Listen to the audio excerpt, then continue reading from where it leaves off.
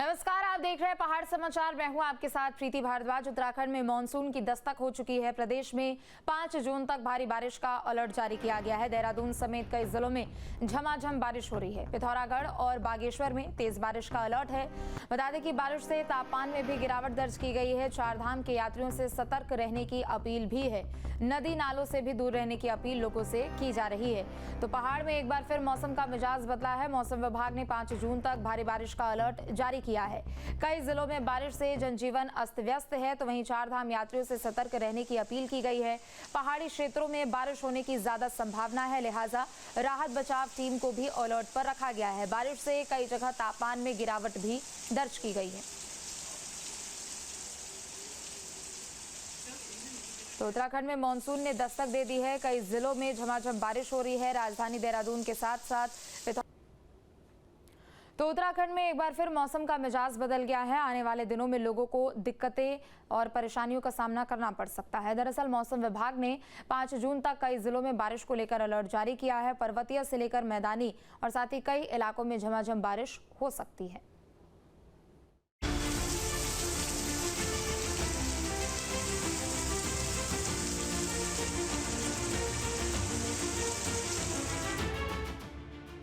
उत्तराखंड में अगले 4 दिन भारी रहने वाले हैं। दरअसल मौसम विभाग ने एक बार फिर बदलते मौसम को लेकर पहाड़ में अलर्ट जारी किया है। उत्तराखंड में बारिश से तापमान में गिरावट देखने को मिल रही है। साथ ही लोगों को चिलचिलाती गर्मी से राहत मिल रही है। इसी बीच देहरादून मौसम विभाग ने प्रदेश के पर्वतीय जिलों के साथ ही मैदानी जिलों में झमाझम बारिश होने के आसार जताए हैं। मौसम विभाग ने बारिश को देखते हुए येलो अलर्ट जारी कर दिया है। मौसम विभाग की भविष्यवाणी के मुताबिक उत्तरकाशी, रुद्रप्रयाग, चमोली, बागेश्वर, पिथौरागढ़ के साथ नैनीताल, चंपावत में कहीं कहीं भारी बारिश हो सकती है। साथ ही उत्तराखंड के पर्वतीय जिलों में कहीं कहीं गरज और चमक के साथ बारिश होने का अंदेशा जताया गया है। वहीं तेज झोंकेदार हवाएं चलने की संभावना जताई गई है, जबकि मैदानी जिलों में भी कहीं कहीं गरज और आकाशीय बिजली चमकने के साथ बारिश हो सकती है। उत्तराखंड में मौसम का मिजाज तल्ख है। उत्तरकाशी सहित 7 जिलों में भारी बारिश के आसार जताए गए हैं। मौसम विभाग की माने तो उत्तरकाशी, पिथौरागढ़, चमोली और रुद्रप्रयाग सहित 7 जिलों में भारी बारिश हो सकती है, जिसको लेकर जिला प्रशासन लगातार अलर्ट मोड पर है। आपदा प्रबंधन और जिले के सभी विभाग मशीनरी सहित आपदा से निपटने के लिए लगातार तैयार हैं और मौसम विभाग की माने तो आने वाले दिनों में उत्तरकाशी सहित कई जिलों में भारी बारिश हो सकती है। इसके साथ ही मौसम विभाग ने येलो अलर्ट जारी कर लोगों को सचेत रहने की अपील की है। राजधानी देहरादून में आंशिक बादलों के साथ हल्की बारिश हो सकती है। 5 जून तक प्रदेश के कई जिलों में बारिश, आंधी तूफान से लोगों की मुश्किल बढ़ सकती है। दरअसल उत्तराखंड में मौसम में लगातार बदलाव देखने को मिल रहा है। प्रदेश के हिल स्टेशनों में बारिश होने से मौसम सुहावना बना हुआ है, जबकि मैदानी क्षेत्रों में बारिश होने से लोगों को उमस भरी गर्मी से राहत मिली है। तो वह उत्तराखंड के दौरे पर है दिल्ली सीएम रेखा गुप्ता। दौरे के दूसरे दिन केदारनाथ धाम पहुंची दिल्ली की सीएम रेखा गुप्ता।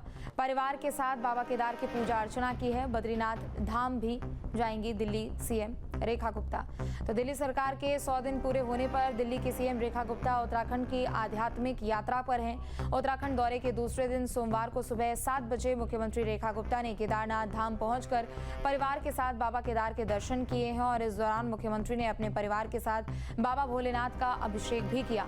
उन्होंने कहा कि सरकार के 100 दिन का कार्यकाल पूर्ण होने पर वह उत्तराखंड की पुण्यभूमि पर आई हैं और यहां आकर प्रकृति की सुंदरता का अनुभव करने के साथ दिवालियों में दर्शन कर खुद को धन्य मान रही हैं। वहीं इससे पहले रविवार को रेखा गुप्ता ने हरिद्वार में हर की पैड़ी में गंगा स्नान के साथ साथ गंगा पूजन भी किया और फिर कई कार्यक्रमों में शिरकत भी की थी।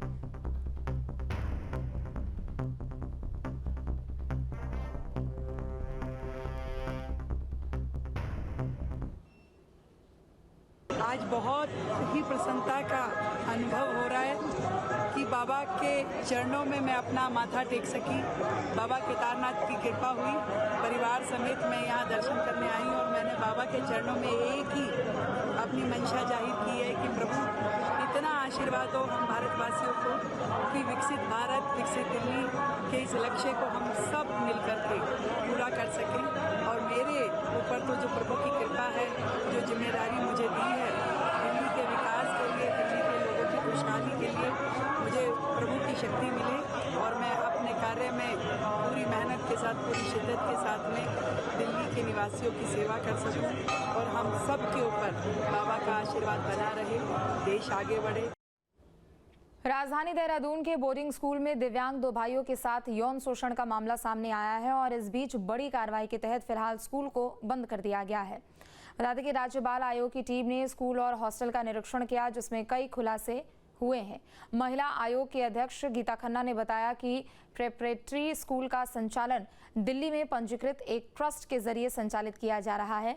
ये स्कूल केवल प्री प्रेपरेटरी स्तर तक ही सीमित है। इसके संचालन के लिए शिक्षा विभाग से कोई मान्यता नहीं ली गई है।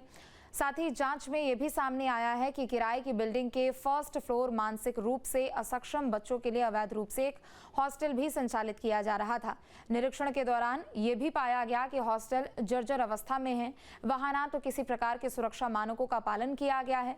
फिलहाल बाल कल्याण समिति और संबंधित विभागों की निगरानी में इस पूरे प्रकरण की गहन जांच जारी है। और चलिए हरिद्वार से बड़ी खबर, जहां ऑपरेशन सिंदूर पर साध्वी ऋतंभरा का बड़ा बयान आया है। विपक्ष पर बेवजह राजनीति करने का आरोप उन्होंने लगाया। राहुल गांधी पर देश विरोधी बातें करने का भी उन्होंने आरोप लगाया है।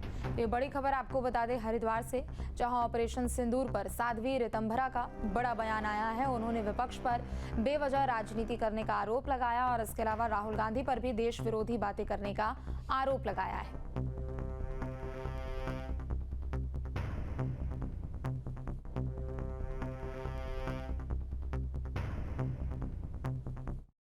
कि अब सारी दुनिया सैटेलाइट के द्वारा सारा एक एक कोना देख सकती है। कांग्रेस का जो रुख है इस बारे में देखिए, अब वो तो हमेशा ही देश विरोधी वक्तव्य देते रहे।